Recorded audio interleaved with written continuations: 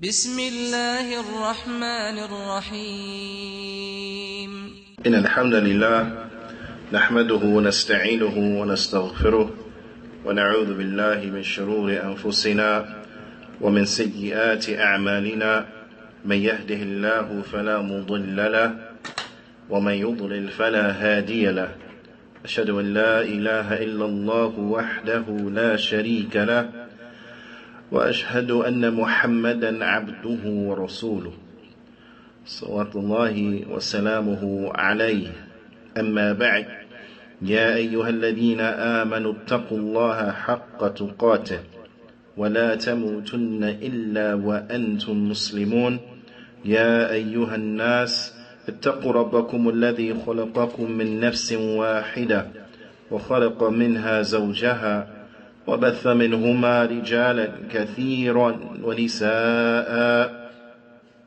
واتقوا الله الذي تساءلون به والأرحام إن الله كان عليكم رقيبا يا أيها الذين آمنوا اتقوا الله وقولوا قولا سديدا يصلح لكم أعمالكم ويغفر لكم ذنوبكم ومن يطع الله ورسوله فقد فاز فوزا عظيما أما بعد فإن أصدق الحديث كتاب الله وأحسن الهدي هدي محمد صلى الله عليه وسلم وشر الأمور محدثاتها وكل محدثة بدعة وكل بدعة ضلالة وكل ضلالة في النار ثم أما بعد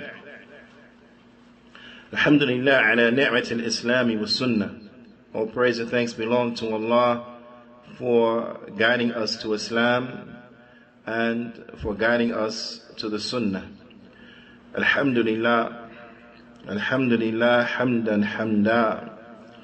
La ilaha illallah, wallahu akbar, wa la hawla wa la quwwata illa billah. Ya ibadullah. We continue going over the tremendous book by the Fadil Shaykh Al-Allama Imam bin Baz rahimahullah ta'ala, the book which is entitled Durus al-Muhimma li'amat al-Ummah, important lessons for the general masses of the Ummah. We are on the section we are still on the section which deals with the Aqsam al-Tawheed wa Aqsam al-Shirk. It deals with the categories of al-Tawheed and the categories of Shirk. We are still dealing with the portion which is dealing with the categories of al-Tawheed. We have taken al-Tawheed al-Rububiyyah, and now we are on al-Tawheed al-Uluhiyyah. وقال الشيخ بن باز رحمه الله تعالى وأما التوحيد الألوهية, and as regards to التوحيد الألوهية, and he brings a short definition for التوحيد الألوهية. He mentions, he says, فهو الإيمان بأن الله سبحانه هو المعبود بحق لا شريك له في الدين أو لا شريك له في ذلك, وهو معنى لا إله إلا الله, فإن معناها لا معبود حق إلا الله. فجميع العبادات من صلاة والصوم وغير ذلك يجب إخلاصه لله وحده, ولا يجوز صرف شيء منها لغيره. He mentions what means, he says, and as relates to at-Tawheed, al-Uluhiyyah, then verily it is the belief, it is the Iman. It is the belief, it is the Iman. Naam. And it is a must, bithnillahi ta'ala, that we have this down and we know it good. That is incumbent, and that is a must. So, bithnillahi ta'ala, if needed, if those who don't have the book in front of them, then we encourage that they write down this definition, bi'ithnillahi ta'ala. Those who have the book in front of them, then highlight this definition inside of the text itself, or underline it, or whatever you would like to do, so as to highlight text inside of the book itself. The Imam, he says what means, and it is the iman, it is the faith, it is the belief that verily Allah subhanahu, then He is the one who is worshipped in truth. He is the true object of worship, the one who is worshipped in truth. And He has no partners in that. And this is the meaning of La ilaha illallah. Because verily the meaning of it is that none has the right to be worshipped in truth except Allah. That none has the right to be worshipped in truth except Allah. And this is the proper meaning for La ilaha illallah. So all of the worship from salah and from fasting, these are just examples. And he says, and other than that, then it is a must that they are sincerely done for Allah alone.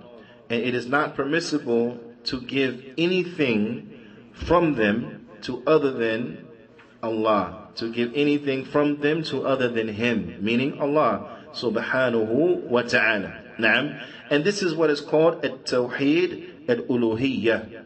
At-tawheed al-uluhiyyah. Now, there are other terms and expressions that articulate this concept. So I don't want anyone to think that the name at-tawheed al-uluhiyyah, this is the only name for it, and that there are no other names or there's no other way of articulating this concept. Because the likes of these names, and this is this is an istilah, this is a jargon that is used so that we can better understand the concept. Then the concept is present inside of the text of the Kitab and the Sunnah. How that concept is articulated and the verbiage that is used to express that concept, then that may change. And this verbiage that is used, it is so that we can better understand. Now, this verbiage that is used is so that we can better understand. So, from the verbiage, from the terms in which that are used to articulate and express this concept, then it is at-tawheed al-uluhiyyah. Now, at-tawheed al-uluhiyyah. But it's also called tawheed al-ibadah. The tawheed of ibadah. Naam. And the tawheed of ibadah and tawheed al-uluhiyyah, then they are very similar in their meanings, and they are both generally translated the exact same way. And that is the tawheed of worship. The tawheed of worship. Naam. Why? Because all of the worship belongs to Allah and to Allah subhanahu wa ta'ala alone. And there's nothing from the worship that is to be given to other than Allah subhanahu wa ta'ala. So therefore it is called at-tawheed al-uluhiyyah, and it's also called at-tawheed al-ibadah. But also, it is also called at-tawheed al-iradi al-talabi. Naam, the tawheed of al-iradi. Naam, iradi. Iradi means the intentions and that which is intended. Because when we do a deed, we have to intend by it to worship Allah subhanahu wa ta'ala. We have to have ikhlas. We have to have sincerity. And that we worship Allah and Allah ta'ala alone. So when an individual worships with the worship, his intention is to worship to Allah subhanahu wa ta'ala alone. Naam. So that's why it's called al-iradi. Naam, for intention. Also, talabi. Because when we beseech for help, when we ask, we make dua to Allah Ta'ala, then this is what? A talab. This is a request. Right? So our request is to Allah and Allah Ta'ala alone. So when we ask Allah subhanahu wa ta'ala. So both of these concepts as relates to an individual's intention and the request in which an individual makes, then this concept then is covered by at-tawheed al-ibadah. Naam, at-tawheed al-ibadah. Or tawheed al-uluhiyyah. So therefore, you have some of the ulama, they refer to it as التوحيد الإرادي الطلبي. Naam, the tawheed of intentions and of asking for a request. ويقال له, and it is also called التوحيد العملي, the tawheed of action. Naam, the tawheed of action, because it's related to what? To doing an action, and that is to doing the ibadah, and the ibadah, it is an action. Naam, the ibadah, it is an action. But that makes sense? So these are some of the terms that are used to articulate and to express this category of التوحيد. وكلها الشيخ عبد الرزاق bin Sheikh Abdul Muhsin al-Badr حفظهم الله تعالى, he mentions, he says, كلها نعم كلها أسماء لمسمى واحد, that all of these names are names that are names for the same thing. All of these different names, there are names that go back to the same thing. Naam, so they're all naming the same thing. In essence, they're all articulating the same thing, except just in different ways. And it's important to understand the different ways in which the ulama they use to articulate this particular concept, because it helps us to better understand the various aspects of this concept. Naam. والمراد, and that which is intended behind the tawheed, with this tawheed, is what? إخلاص الدين لله, is making all of the religion sincerely for Allah subhanahu wa ta'ala, making all of the religion sincerely to Allah and Allah ta'ala alone. نعم بأن لا يدعى إلا الله, such as that none except Allah is called upon in supplication. ولا يستغاث إلا بالله, and that we do not seek help in times of peril except with Allah. وَلَا يَتَوَكَّلَ نَعْمٍ إِلَّا عَلَى اللَّهِ, and that we do not place our trust except upon Allah. وَلَا يُذْبَحَ إِلَّا لِلَّهِ, and that we do not slaughter except for the sake of Allah and in Allah's name. وَلَا يُنذَرَ إِلَّا لِلَّهِ, and we do not take an oath except unto Allah. ولا يصرف شيء من العبادات أو من العبادة إلا له تبارك وتعالى, and that we do not give any aspect of worship to anything except for Allah subhanahu wa ta'ala. وما الدليل, and what's the dalil for this? قال الله جل وعلا في كتابه الكريم, Allah Ta'ala, he says in his noble book, في سورة الأنعام, verse 162 and 163, Allah Ta'ala, he says, قُلْ إِنَّ الصَّلَاةِ وَنُسُكِي وَمَحْيَايَ وَمَمَاتِي لِلَّهِ رَبِّ الْعَالَمِينَ لَا شَرِيكَ لَهُ وَبِذَلِكَ أُمِرْتُ وَأَنَا أَوَّلُ الْمُسْلِمِينَ. Allah Ta'ala, he says what means, and say to them, who? You, O Muhammad sallallahu alayhi wasallam, say to them, إِنَّ الصَّلَاةِ, verily my salah. Now, and what is mentioned here, and this is from the bab, this is from the standpoint of an example. It is not from the standpoint of hasr. It's not from the standpoint of restriction. Naam, but it's an example. So it is said, and say unto them that verily my salah, my prayer, naam, wa nusuki, and my slaughtering, wa mahyaya, and my life, wa mamati, and my death, lillah rabbil alameen, it is for Allah, the Lord of all that exists. La sharika lahu, without any partners. With this I have been commanded, and I am the first of the Muslims. With this I have been commanded, and I am the first of the Muslims.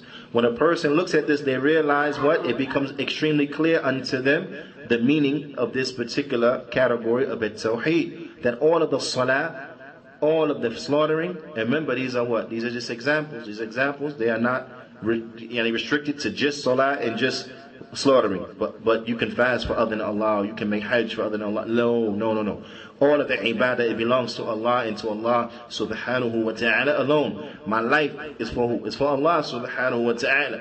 My death is for who? It's for Allah subhanahu wa ta'ala. Naam, the Lord of all that exists. This is liberating. You understand? This is liberating because it liberates an individual from the worship of created things to the worship of the Creator. Naam. So it liberates an individual from the servitude to the creation by servitude to the Creator. And this is a concept that is very important for us to remember, because as Muslims, we submit ourselves into Allah subhanahu wa ta'ala. Look, this is the reality.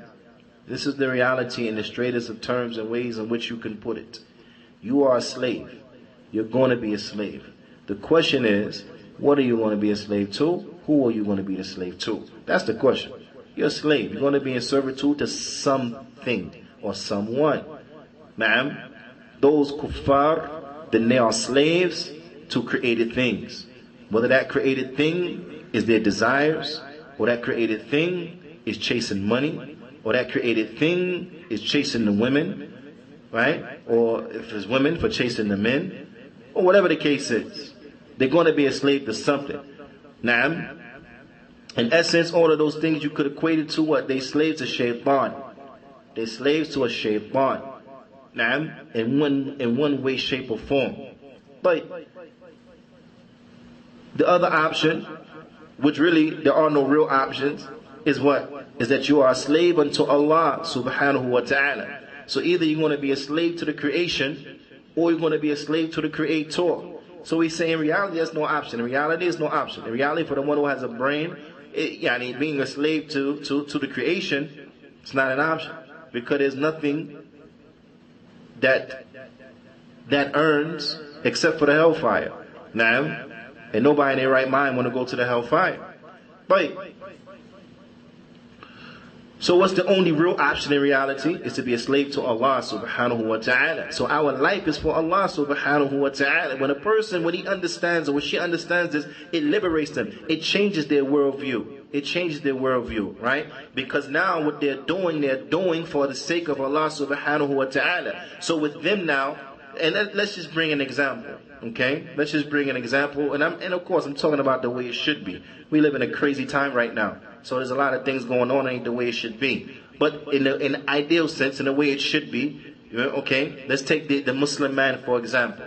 The Muslim man, he understands that he has to worship Allah subhanahu wa ta'ala. And when I say the Muslim man, we single him out. He has to worship Allah subhanahu wa ta'ala, making his salah in jama'ah, in congregation, 5 times a day. Where? Inside of the Masjid. Inside of the Masjid. Naam. So the Muslim man who is wise, and of course, the one who has, what do you say? He has a choice to do so. It's a choice to do so. For those who are in situations where they don't have this option, then that's something that's different. But for those who are in a situation where they have an option, right, on where to live, then their selection of a house will be dependent on what? On what is close to a masjid. A good masjid, not masjid bid'i. That masjid Sufi, Bid'i, Mubtadi'. La. A masjid upon sunnah, if you have an option. Of course, you got an option, It's like that sometimes. But I'm saying that when you have an option. So the person has an option, I'm be in close proximity to the masjid Sufi, Bid'i, Khurafi, I'm going to be in the close proximity to the masjid, in the hands of Ahl Sunnati wal Jama'ah, so on and so forth. So of course, I want to go and I want to be in the masjid that's in the hands of Ahl Sunnati wal Jama'ah. The masjid where we hear the true aqidah, the masjid where there's no bid'ah, people are not doing bid'ah right after salah and so on and so forth. Masjid that I don't gotta run away from, when the salah done, tasneem done, you gotta get up and run. Why? Because they all break out, start making bid'ah. And like I said, is if you have the option. So the point is that because of this, where he chooses to live, it will be affected by his obligation to his Lord subhanahu wa ta'ala. Naam. But and then like this, because now everything that a person does, they'll be doing it with that which will be beneficial to their deen in mind, to that which will be beneficial to their religion in mind, to that which will put them in a better situation when they meet Allah subhanahu wa ta'ala on the day of judgment. You understand? So they would do certain things and they would avoid certain things. Why? Because they don't want to be in trouble when they meet Allah subhanahu wa ta'ala on the day of judgment. Naam. So their selection of who their friends are, their selection of who they marry, so on and so forth, will all be shaped by this belief. Naam. Will all be shaped by this belief. And this is how the proper belief, it will change a person's world view. It will change a person's outlook on the world itself. And you will see it reflected inside of their actions as you will see it reflected inside of their choices. Now, and this is just an example. But this is what true liberation. This is true liberation. Is liberation from the creation and by being a slave to the Creator subhanahu wa ta'ala. طيب. So this tawheed, فالتوحيد الألوهية هو إفراد الله عز وجل بالعبادة وإخلاص الدين له. So to bring another understanding, so we understand what is التوحيد الألوهية, it is to single out Allah Azza wa Jal alone with worship. وإخلاص الدين له, and to make all of the religion sincerely to Him and Him alone. وَالْبَرَاءَ مِنَ الشِّرْكِ, and a disavowment, a disassociation from shirk. A disavowment, a disassociation from shirk. This is incumbent. That not only does a person single out Allah alone in the ibadah, not only does a person make all of his religion sincerely for Allah subhanahu wa ta'ala, but he or she must also disavow themselves from shirk. Disavow themselves from shirk. So it's not only that we are upon tawheed, but also we condemn shirk. We're not okay with shirk. Shirk is wrong. Polytheism is wrong. We're not okay with it. We condemn it in the most strongest of terms. And وَمَا الدَّلِيلِ? What's the dalil for this?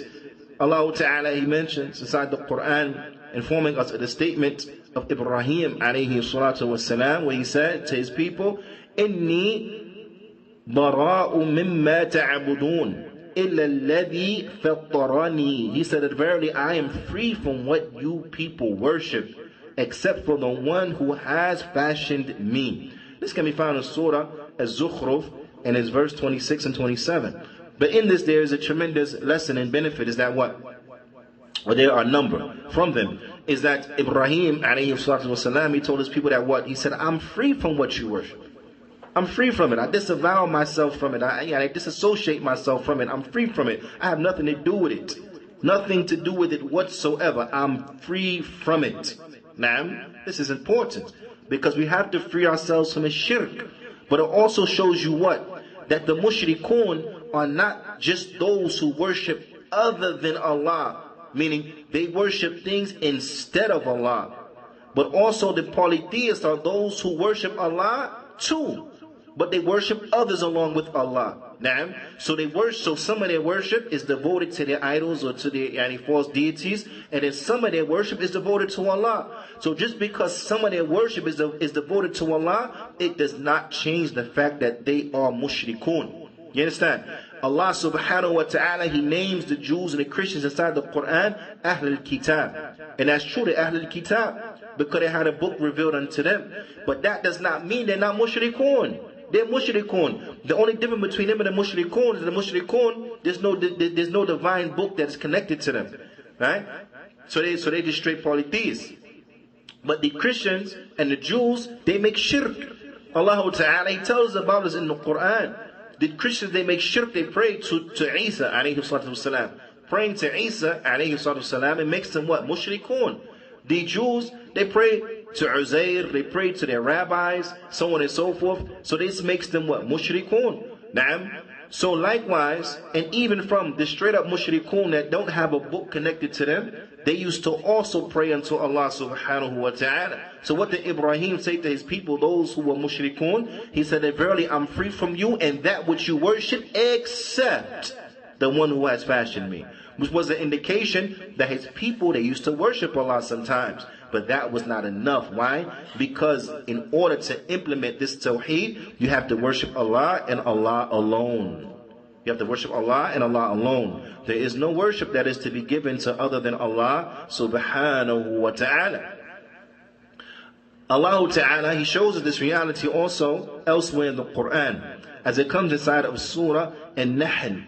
In the verse 36, Allah Ta'ala says, وَلَقَدْ بَعَثْنَا فِي كُلِّ أُمَّةٍ رَسُولًا أَنْ اعْبُدُوا اللَّهَ وَاجْتَنِبُوا الطَّاغُوتِ. And we have sent to every nation a messenger proclaiming worship Allah alone and stay away from the false deities. To stay away from the false deities. Now, this right here shows us the message of every messenger is that they went to their people calling them to do what? Worship Allah alone. Did they just stop by worship Allah alone? That's it? Ifradullah bil ibadah, khalas, you're done? That you single out Allah alone in worship and now you're done? No. But they said worship Allah alone and what? Washtanibu taghut, and stay away from the taghut, and stay away from the false deities. Saying to stay away from the false deities is stronger than saying don't pray to the false deities. Stronger. Right?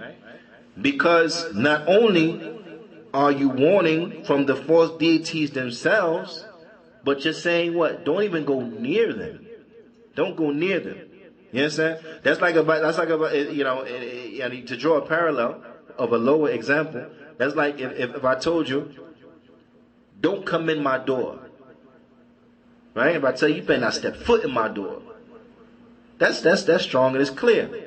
But what's strong is I tell you, don't come near my door.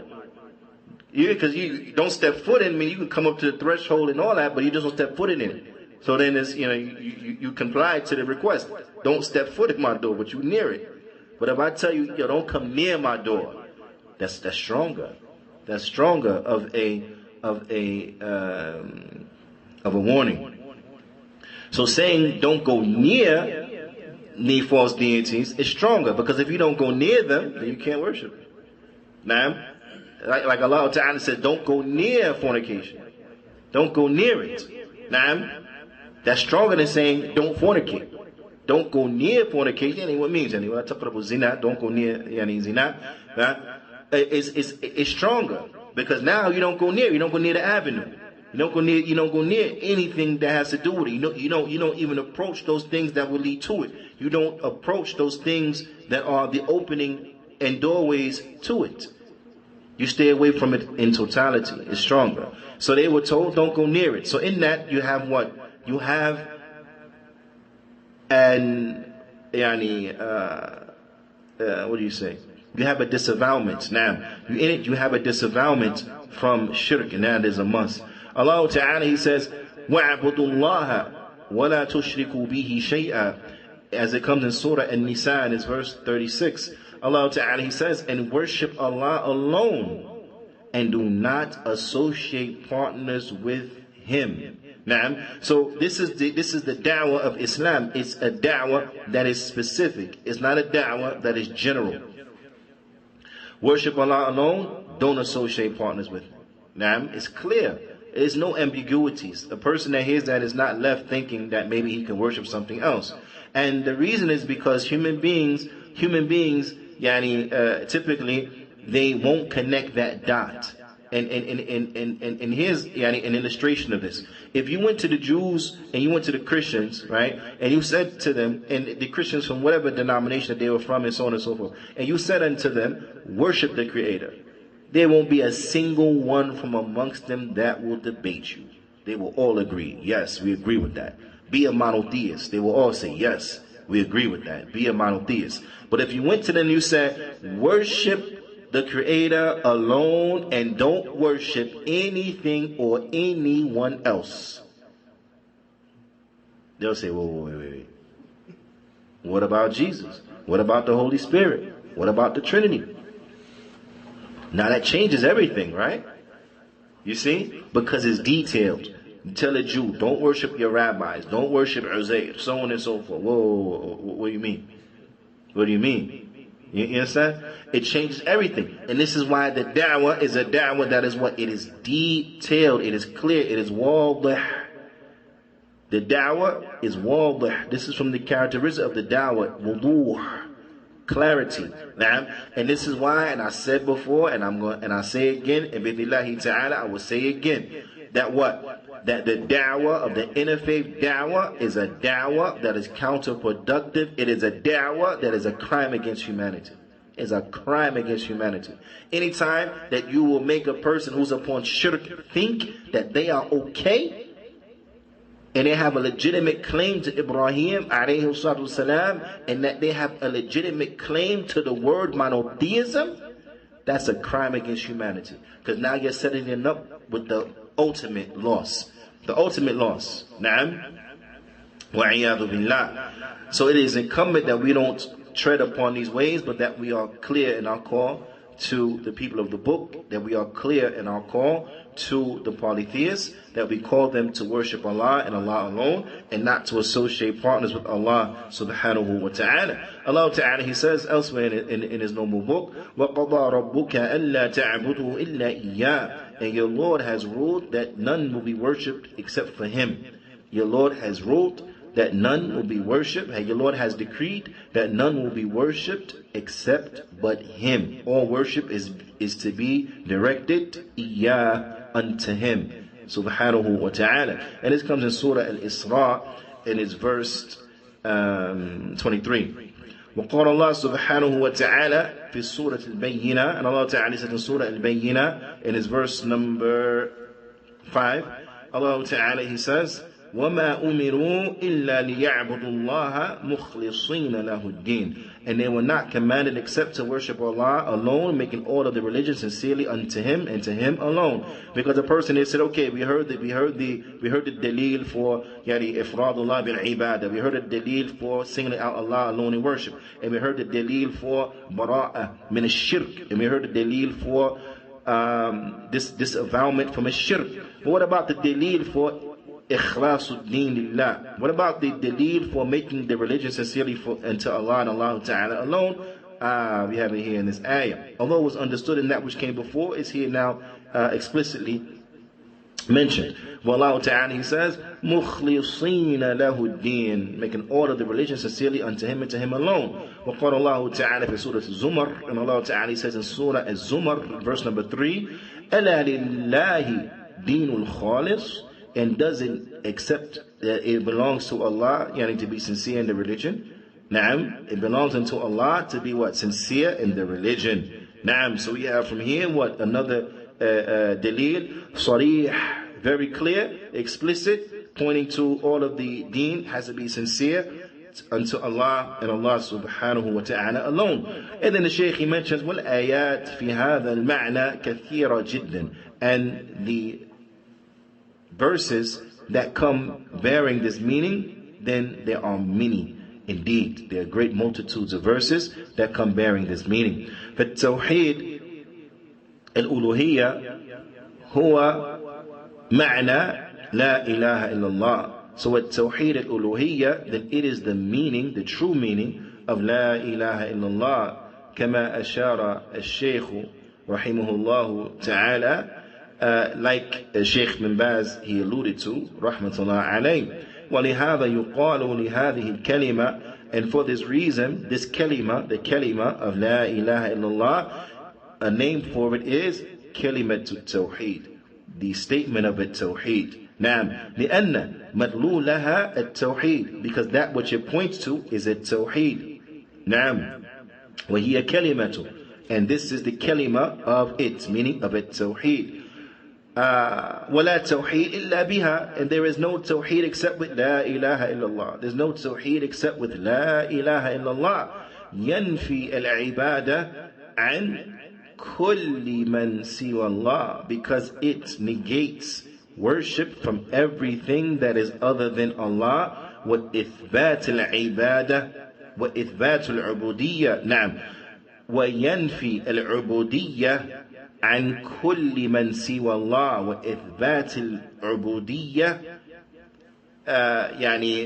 بكل معانيها لله وحده, because it negates servitude to other than Allah, and it confirms servitude unto Allah. It confirms servitude in all of its meanings to Allah alone. Naam. And then the Shaykh, he brings some of the things that enter into the meaning of servitude, where he says ظُلًّا, out of humility. Naam, or would you say submissiveness? When he's submissive. وَخُضُوعًا, and humility. رُكُوعًا, bowing. سُجُودًا, making prostration. دُعَاءً, making dua. نَذَرًا, making oaths. وَذَبْحًا, slaughtering.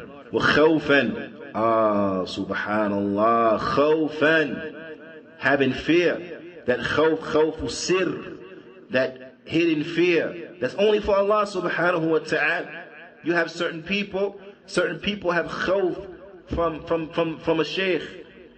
They have khawf from a sheikh. Sheikh so-and-so, I'm scared I'll say something and go get back to him. He's going to say something about me. Ya subhanallah, khawfa min al-sheikh min shuyukh.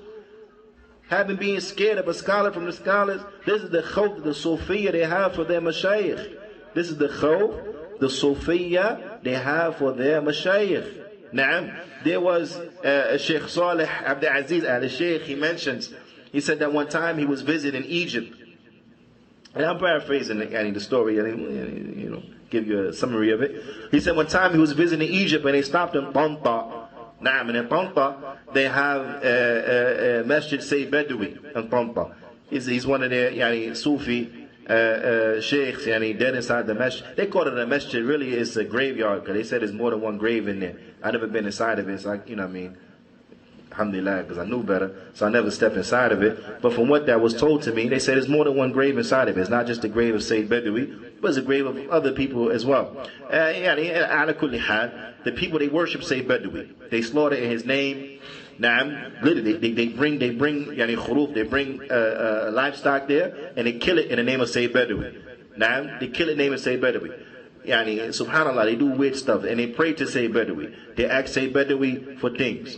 Naam, and this is what they do. So you have there from the worshippers of Sayyid Badawi, right? So the Shaykh, he said that they were there, and because it's by the muhabba, it's by the train station. They're coming, and even what do you say? Like the bus station is also is near to there. So anyway, if you come into Tanta and you get out there, there's a lot of it's close to there. They have a souk in that area and all this type of stuff, right? Gold district, whatever in that area. And it also, but the point is a lot of taxis around there, because it's a commercial district as well as just Sufi, bid'ah, shirk police. They also, it's a commercial district. So when you come out there, it's very, you can't miss it. If you enter into Tanta, you want to see it, because that's where it's going to let you out. That's where you catch your cab and go wherever else you got to go to in Tanta. So this is why the Sheikh was over there. Anybody come to Tanta, that's where you're going to be at. They're going to let you off, and then you take a taxi, you go where you got to go. Okay, so that's why they was in that area. So they grab a taxi. They get inside the taxi. Before they get inside the taxi, there was a beggar in the street, a lot of beggars, right? The beggar asking for some money. So, soft hearts, you know what I mean? The person, miskeen, so they give him some money. They gave him the money. The Sheikh, he gave him the money, right? Then the man, he thanked Sayyid Badawi. He thanked Sayyid Badawi for giving him the money. The Egyptian brother that was with the Sheikh, right? That was, taking the Sheikh around and stuff. He heard that. He said, "What? Man, give me that back." He took the money back. When he took the money back, the taxi had already stopped, so he was watching. He could see what's going on. The taxi was waiting for them. Door open, all that. So they get inside the taxi. Taxi driver, he's like, "Oh, subhanallah, why you did that? And this and that and this." And so he was scared. He said, "Say better be gonna do something to him." So now he's under his breath, and he's like, he's scared. He's driving, he's scared. So the Sheikh, he asked him, Sheikh Salih, he asked him, "Why are you scared? What's wrong with you? Why are you scared?"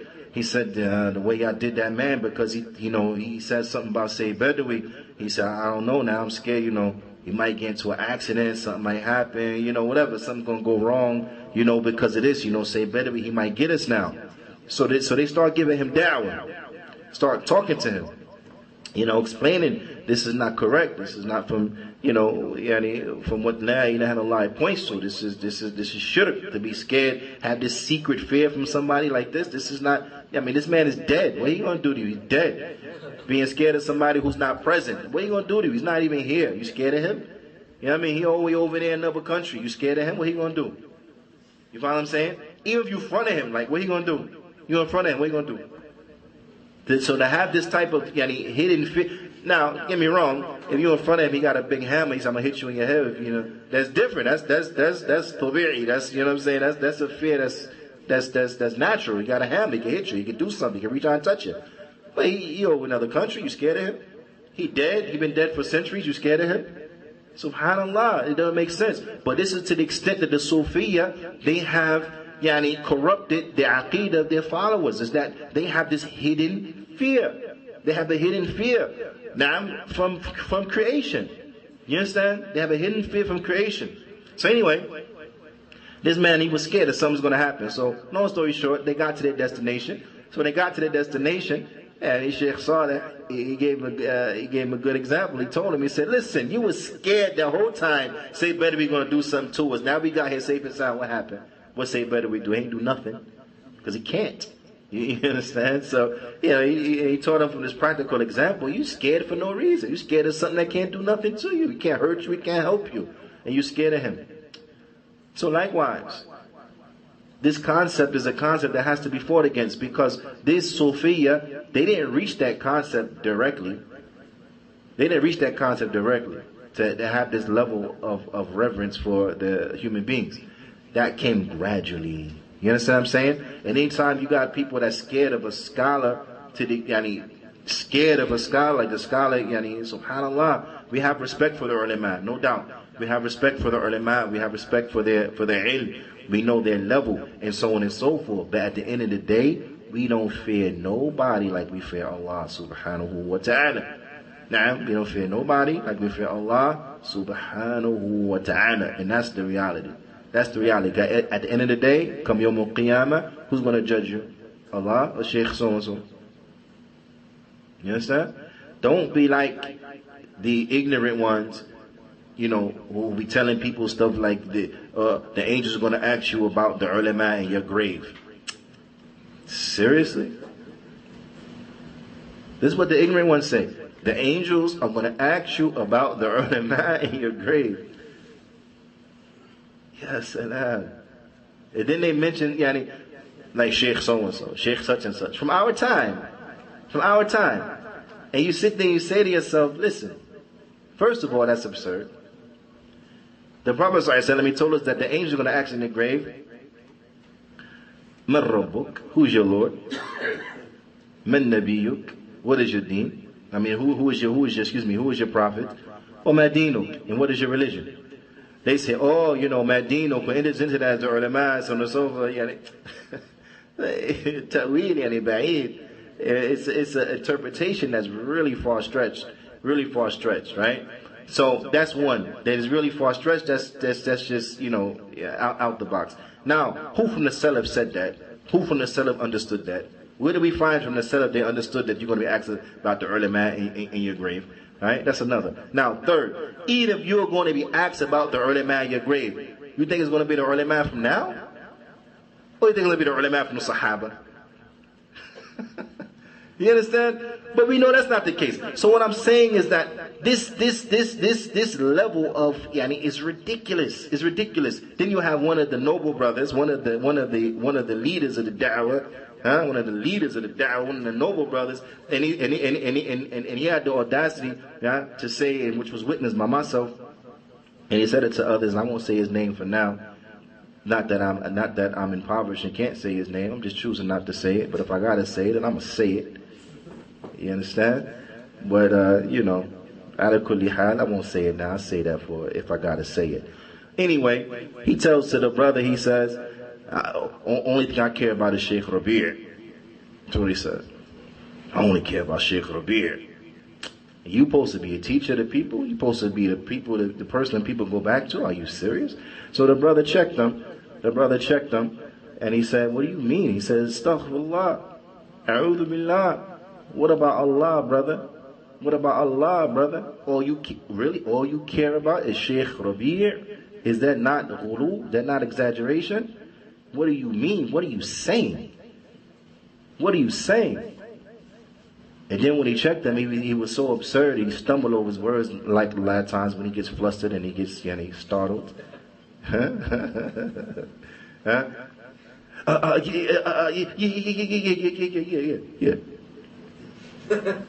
Allah musta'an. Yeah, Allah too. Allah, really? What? And you a teacher to people, and you saying stuff like this? Subhanallah. If Sheikh Rabi'a loves you, if Sheikh Rabi'a thinks highly of you, but it's totally wrong because that's not your true status, and with Allah you are a lowly individual, Sheikh Rabi'a gonna help you? Right? That person say, oh, you see, brother. No, we love Sheikh Rabi'a, but at the end of the day, our love for him is in his proper place. We don't take it too far. right? Because that's the same thing for any sheikh. Any sheikh, any human being, anyone can have whatever opinion they want to have about you, but if you are a person who Allah is angry with, what the good opinion of human beings are going to do for you? Nothing.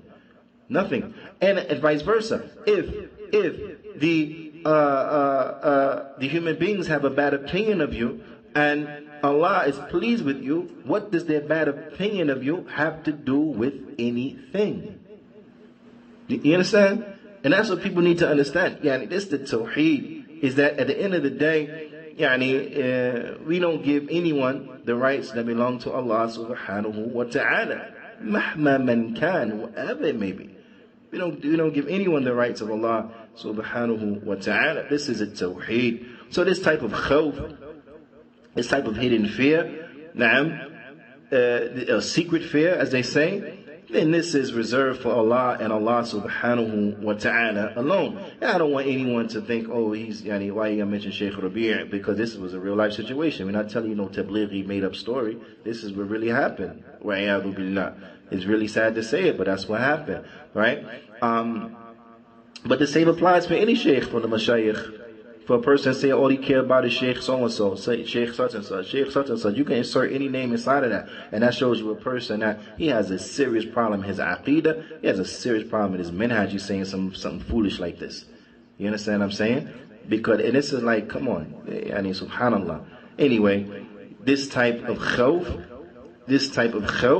it is for Allah and Allah Ta'ala alone. And this enters into the meaning of what? Of Tawheed al-Uluhiyyah. And see, brothers and sisters, listen, this is what's really important, is that we have to learn what is a da'wah, a salafiyah. We have to learn what is the way, what is the aqidah of Ahlul Sunnati wal Jama'ah. We have to learn it. It is not enough, it's not sufficient that a person, he just says, it's not enough, it's not sufficient that a person, he just claims an association, right? That he claims an association that, the person says, you Salafy? Nah, I'm Salafy. Why? I go to Masjid so-and-so, and I listen to the noble brothers such and such, and to the end of it. Okay, okay, that's it. Khalas, and he was Salafi. Khalas, that's it. Just because of that, right? But in the same person, if you ask him, what's Salafiyah? The brothers, that's, with the brothers, and they take from the noble brothers, like such and such and so and so. Okay, yeah, but that's not what I asked you. I asked you, what is Salafiyah? And they can't really give you a viable answer. They can't give you a good answer. But what up from the aqeedah of Ahlul Sunnati wal Jama'ah? You gotta believe correctly, like the Sahaba believe.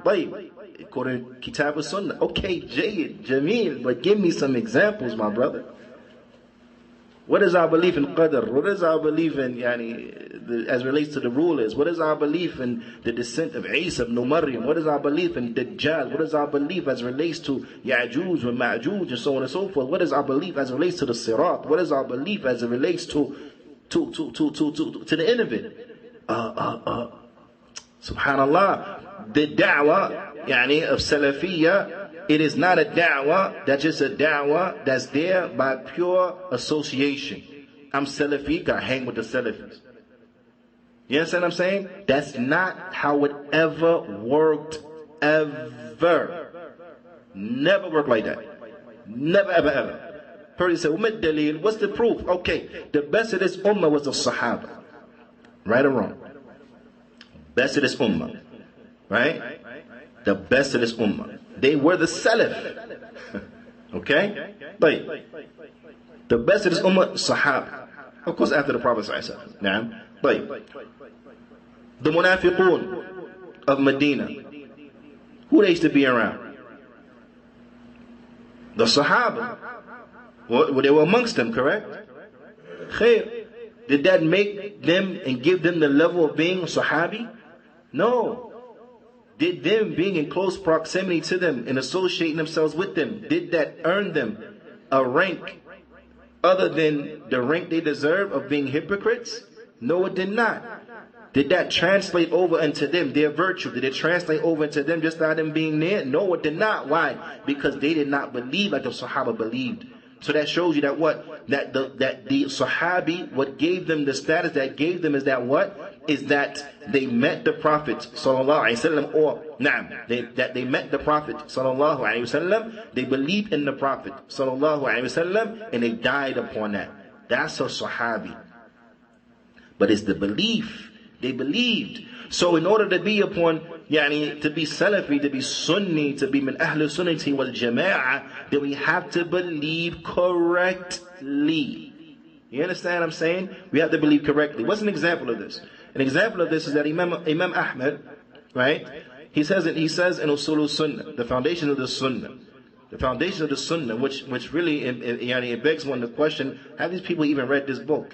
Have they even read it? If all they thinking is, what it mean you Salafi? You go to Masjid such and such? That mean you Salafi? Subhanallah. Naam. Imam Ahmad, what do you say in Usul Sunnah? He says, was Sunnah, as Sunnah,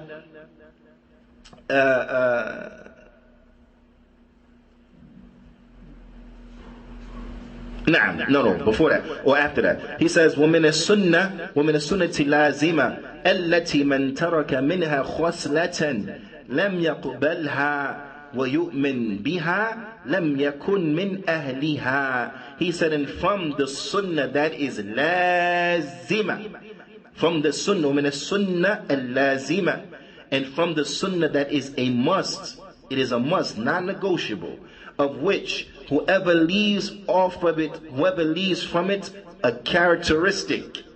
Whoever leaves from it a characteristic. What does it mean? He leave a characteristic. Meaning that what? He does not accept it. He does not accept it. Nor does he believe in it. He doesn't accept this characteristic from the sunnah, and he does not believe in it. Imam Ahmad, he said, لَمْ يَكُنْ مِنْ أَهْلِهَا. He is not from his people. You don't believe in it, you don't accept it, you're not from his people. And then he says, Al-Imanu bil-Qadr, and he goes on to mention the rest of the book of Usul Sunnah, the belief in the Qadr, khayrihi wa sharrihi, to the end of it. Naam. Right. This shows us that what? That there are certain fundamental beliefs that a person has to have to be from Ahl Sunnati wal Jama'ah. Naam. A person comes and he says that he's from Ahl Sunnati wal Jama'ah, but yet he sees it as being permissible to revolt against the ruler and to fight against the ruler, take up arms against the ruler, to make revolution against the ruler, and they're revolutionaries, and they call to revolution, and they're active in revolution against the ruler, so on and so forth. When they come back and they say, but I'm Salafi, we say, no, you're not Salafi, but you are Khariji. You're not Salafi, you're Khariji. Naam. So on and so forth. وقس على ذلك. نعم. الله أكبر الله أكبر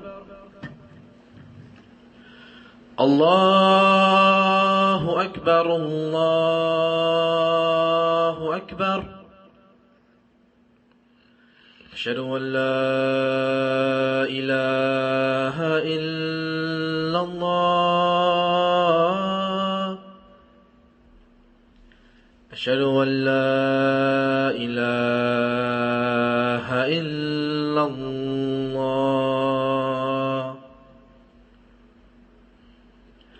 أشهد أن محمد رسول الله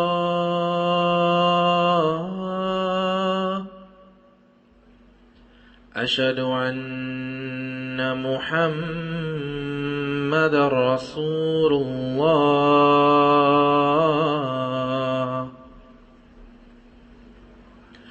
حي على الصلاة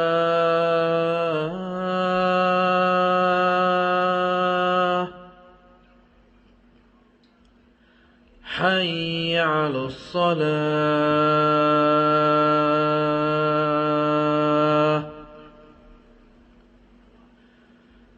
حي على الفلاح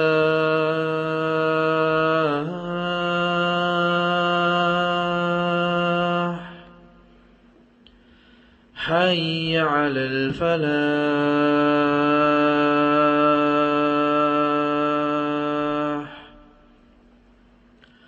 الله أكبر الله أكبر لا إله إلا الله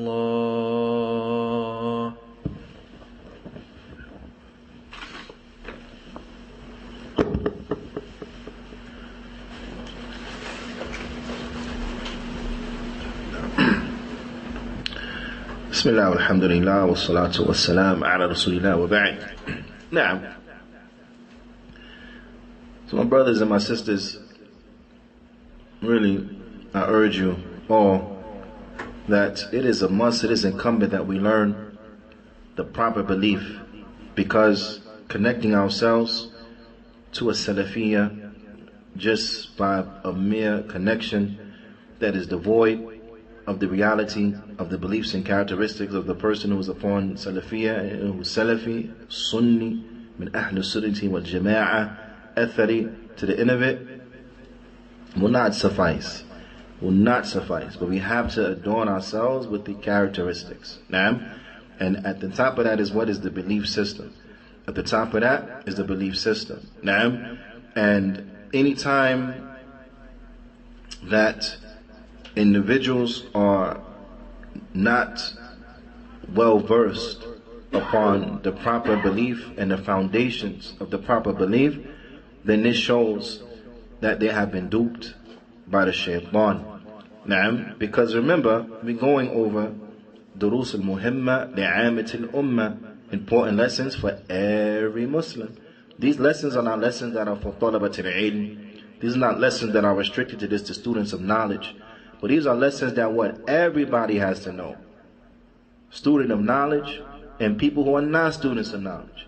Every single Muslim, Naam, who has their faculties and the angels are writing for them, they have to know this. This is this is binding. You have to know your aqeedah.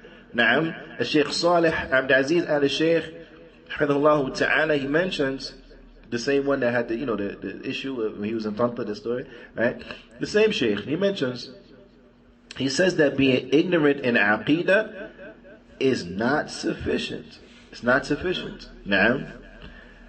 And he brought the hadith of the grave, that when the person will be asked in the grave, Man Rabbuk, who is your Lord? Wa man Nabiyyuk, who is your Prophet? Wa ma Dinuk, and what is your deen? That the kuffar and those who don't know, right? Because na'am, it means the kuffar, but he said what also can enter into it are those who took their aqeedah upon taqleed. They took it upon blind following. They took it upon blind following. What blind following? Na'am, Shaykh Muqbil rahimahullah ta'ala, Imam al-Wadi'i, he used to say, at-taqleed akhul jahl. That taqleed, blind following, is the brother of ignorance. Taqleed is the brother of ignorance. Naam. They will say, سمعت الناس يقولون الشيء فقلته. They will say, I heard the people saying something, so I just said it too. Naam, this is what? Taqleed. Heard the people saying something, I said it. No, you have to know. You have to build your aqeedah on the proofs and evidences. Now, does that mean that you have to be that you can just rattle off the proofs and the evidences for each and everything at a time? No, it doesn't mean that. But it means that the foundation is upon proofs and evidence, because the methodology of Ahl Sunnah is that we have the proof first, then we take a belief. The methodology of Ahl Bid'ah is that they take a belief first, then they look for proof. Right? They take a belief first, then they look for proof. It's unfortunate, but we live in a time that this concept, this way that Ahl Bid'ah they operate, right? Their MO is become also too prevalent, where people will take positions, they'll take beliefs, they'll take positions, and then they look for proof. They'll make a statement, take a position, take a mawqif. Then you tell them, what's the proof? Oh, it's going to come, you'll see. When it's going to come, you see? You ain't got it? You don't have it right now? You took a mawqif, you don't got the proof? What do you mean you going to see? When? How? Okay, what you doing? You understand? That's from the methodology of Ahl Sunnah? That we just take stuff and then look for stuff? No, that's the methodology of Ahl Bid'ah. Ahl Sunnah, we form what we say based upon dalil. We don't got no dalil, we don't say nothing. Why? Because when it comes to the aqeedah, this is tawqifiyya, this is where you stop. Where you stop. We base our belief upon proofs and evidences. Before the proofs and evidences, then we don't make a move. That's what, it comes into the meaning of what? Sami'na wa ata'na. We hear, we obey. We're not Christians. We don't go do stuff and they got no dalil. You understand? That's what the Christians do. They act without knowledge. They ain't got no ilm. They just go do stuff. The Yahud, they got ilm, they don't act. They got knowledge, they don't act in accordance to it. The people of the Sunnah, the people of Islam, the Muslims, what? We have knowledge and we implement that knowledge. Al-ilm qabl al-qawli wal-amal. Knowledge before statement and action. How many times people talking about thalathatul usul? That's not in thalathatul usul. Al-ilm qabl al-qawli wal-amal. That knowledge precedes statements and action, but yet we don't see the methodology of thalathatul usul inside of people's everyday behavior. This concept that knowledge precedes statements and action. فَاعْلَمْ أَنَّهُ لَا إِلَهَ إِلَّا اللَّهُ وَاسْتَغْفِرْ لِذَنبِكَ. Say that none has the right to worship the truth except for Allah, and ask for forgiveness of what? Of your sins. And ask for forgiveness of your sins. Now, this is an indication that what? That knowledge precedes statements and actions. So now how do we get this? That as a person of the Sunnah, you will take a position and you don't have ilm. You will take a position, you don't have ilm. And what's the proof of that? Is that when you get drilled on said position, you end up with what? With nothing except for, well, that's what, the noble ones have said to us. That's what other ones have said. Yeah, but based upon what? Well, I really don't know. You gotta ask them. All right, so why you say something? I thought knowledge precedes statements and actions. So why you bringing statements and you ain't got no knowledge? Why you taking positions and you ain't got no knowledge? Well, I heard. Okay, what you heard is ilm? No, my brother, right? No, my sister. Ala kulli hal, I'm saying this because we find a lot of corrupt practices.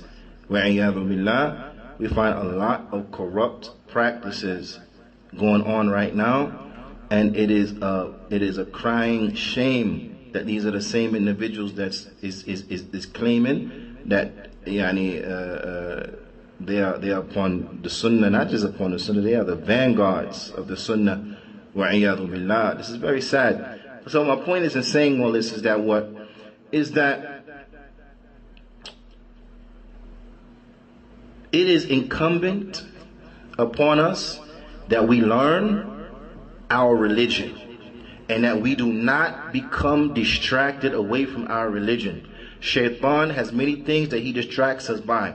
From those things that he distracts us by is the fitna.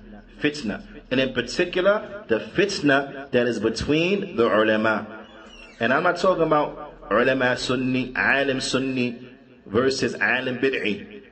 A Sunni scholar against a bid'i scholar. I'm not talking about that. I'm talking about the ikhtilafat that is amongst Ahl Sunnah. To become well versed in the likes of these ikhtilafat between Ahl Sunnah is from the tricks of Shaitan.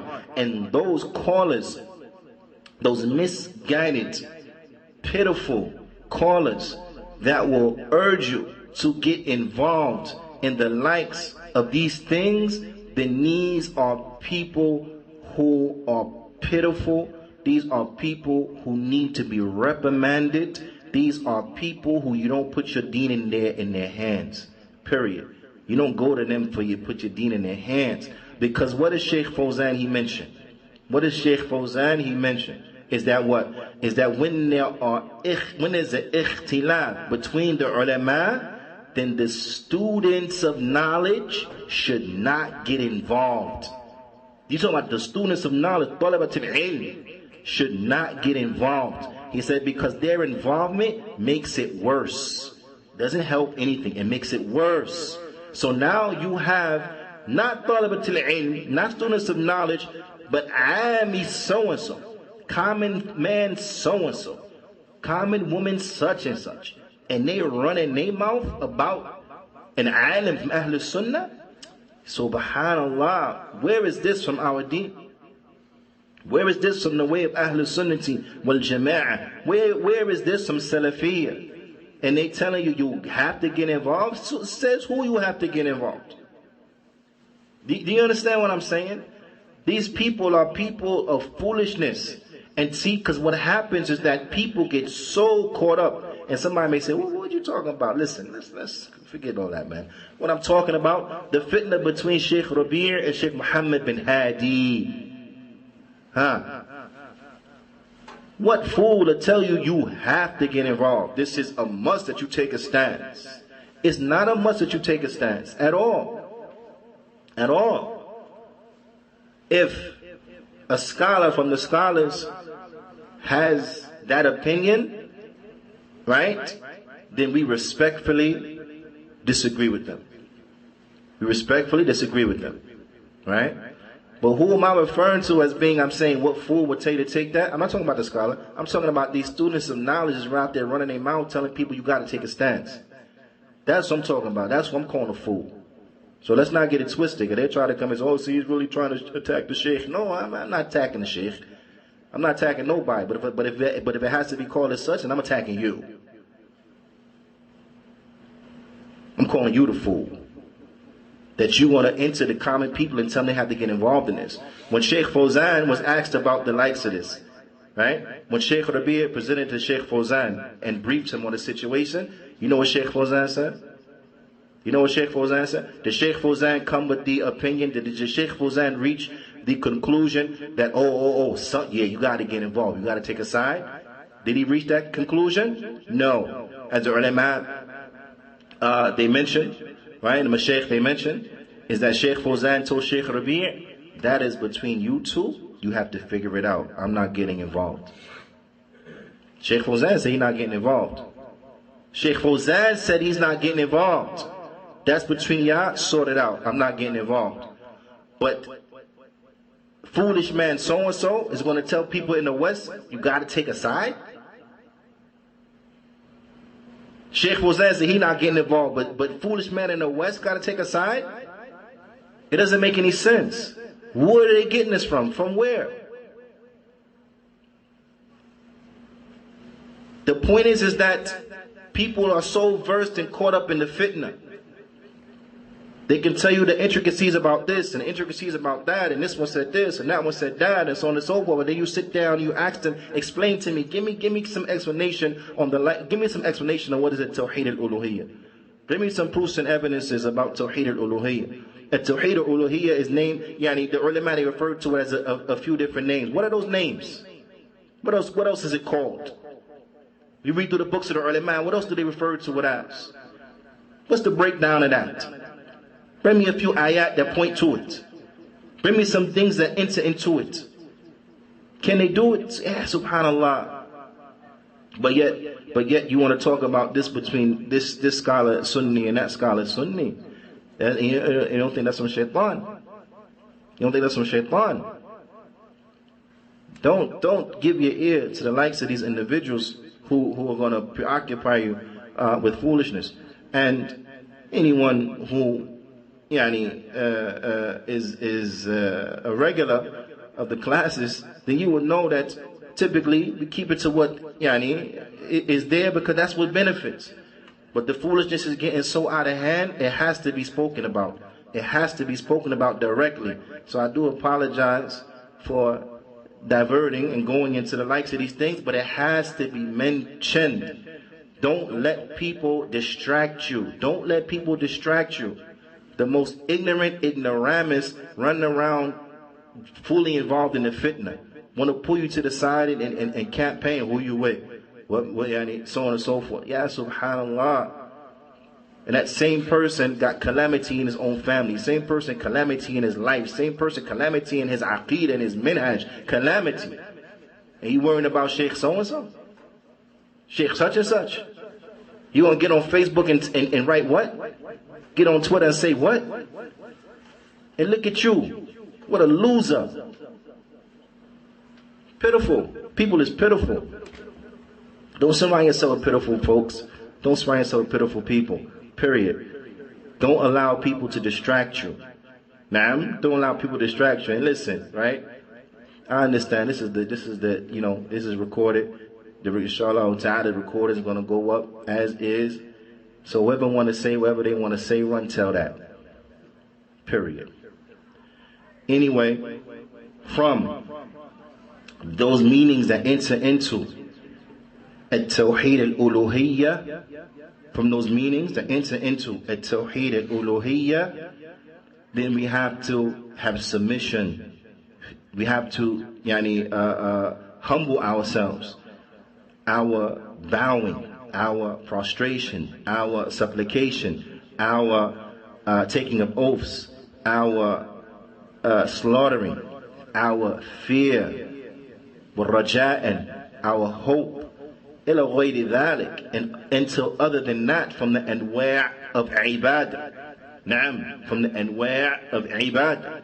And I encourage everyone, learn and look through Thalathatul Usul, in particular on the portion where Imam Muhammad Abdul Wahhab, he brings some examples of the anwa' of ibadah, and he breaks them down. Go through the explanations where they're broken down of what what each means and what enters into it, and so on and so forth, to have a proper understanding of it. This is how you benefit your time. You want to put something on Twitter? Put something on Twitter from the explanation of Shaykh Uthaymeen as relates to the anwa' of ibadah. You want to put something on Facebook? Put something on Facebook that relates to this. That's what's really going to benefit the Muslims and really benefit them and the like. Convey that. Naam. Convey that. فتخلص العبادة كلها نعم لله تبارك وتعالى, and make all of the worship sincere for Allah تبارك وتعالى. ولا يجعل معه شريك في شيء منها, and do not make a rival for him in anything from it. Do not make a partner for Allah in anything from worship. Naam, Bithnillahi ta'ala. This is what I encourage. I encourage everyone to be diligent upon learning about their religion. And I want to leave some homework, inshallah ta'ala, that which we're going to come to inside the next class. And it is from the hadith of Abdullah bin Zubayr, that is collected by Muslim. And I'm leaving this inshallah ta'ala, I want for homework, because in the next class, bi'idhnillahi ta'ala, we're going to go over this hadith. And this hadith is something that inshallah ta'ala by next week, I want everybody to have it good. I want everyone to know it good, because this is from the adhkar, this is from the supplications, from the dhikr, that the remembrance that is supposed to be said after every salah. After every salah. So I want everyone to have it good. Why? Why I'm saying have it good? Because we pray 5 times a day, right? So okay, so you learn it. You take all tomorrow, you learn it. And then you start implementing it. Bithnillahi ta'ala. So now you do the math. Yeah? By the time next week comes, you should have said this dua a lot of times. You have said the dua a lot of times. 5 times a day you should have said this dua. You do the math and then, okay. Alright? So I want everyone to learn this good, because it's very important. It's very important. And the Shaykh, Hafidhullah Ta'ala, he's going to explain it and give some nice words as relates to it. Give some explanatory notes as relates to it. So this is your homework. Again, the hadith is collected by Muslim. It's from the hadith of Abdullah bin Zubayr, that after the salah, the Prophet ﷺ, he used to say, and he taught us to say, La ilaha illallah, wahdahu la sharika lahu, lahul mulk, wa lahul hamd, wa huwa ala kulli shay'in qadir, la hawla wa la quwwata illa billah, la ilaha illallah, la na'budu illa iyyah, lahu النعمة وله الفضل وله الثناء الحسن لا إله إلا الله مخلصين له الدين ولو كره الكافرون. نعم, this is the dua that in Bithnillahi ta'ala, I want everyone to memorize this dua. And once you memorize it, say it after every salah. until you die. Okay? After every obligatory prayer until you die. Inshallah ta'ala. This dua is tremendous. It's tremendous. It's tremendous. It's tremendous. Now anyone who has the book has a translation, inshallah ta'ala, then the translation is there. Anyone who doesn't have it, then inshallah ta'ala, email the Masjid, inshallah ta'ala, and then I'll email you back the dua, inshallah ta'ala, with the translation, bismillahi ta'ala. Those brothers out there who have my number, text me, inshallah ta'ala, saying the dua. The sisters, inshallah ta'ala, get it from the men in your family, inshallah ta'ala, khair. فنكتفي بهذا القدر وصلى الله وسلم على نبينا محمد وعلى آله وصحبه أجمعين وجزاكم الله خيرا.